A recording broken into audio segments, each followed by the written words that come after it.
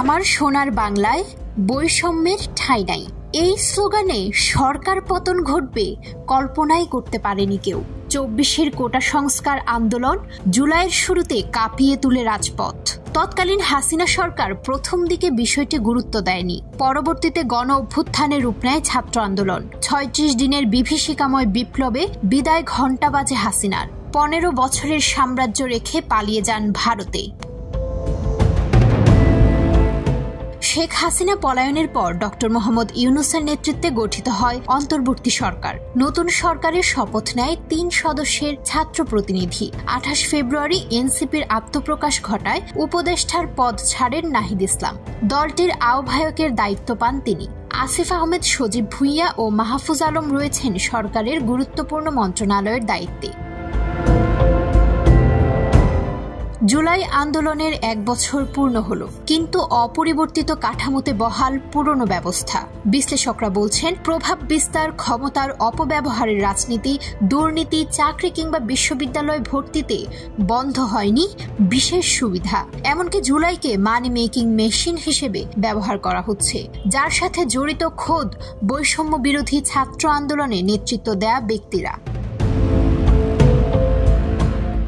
অনেকেই প্রশ্ন তুলছেন, অভ্যুত্থানের পর কতটা পরিবর্তন হয়েছে প্রশাসনিক কাঠামোতে।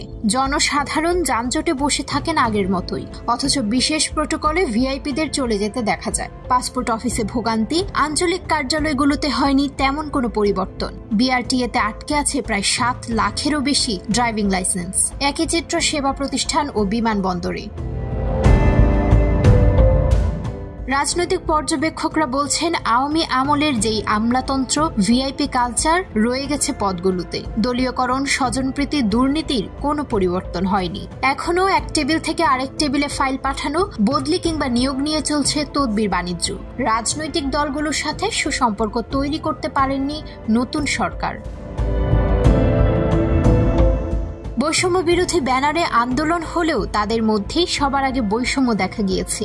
অভিযোগ আন্দোলনের সহ সমন্বয়ক হাসিবুল ইসলাম নাসিফের। তিনি জানান, সিনিয়র জুনিয়র কোটায় মানুষজনকে বিভিন্ন কমিটি ও পজিশন দেওয়া হচ্ছিল। অনুশোচনা বোধ থেকে পদ ছেড়ে দেন তিনি। প্রচুর জনসমর্থন নিয়ে অন্তর্বর্তী সরকার গঠিত হলেও শক্ত অবস্থান নিতে পারেনি তারা। বছর পেরোলেও এখনো কোনো পরিবর্তন হয়নি। সবাই নতুন ব্যবস্থা চাইলেও পুরনো রূপেই চলছে পথ চলা। ডেস্ক রিপোর্ট, সময়ের আলো।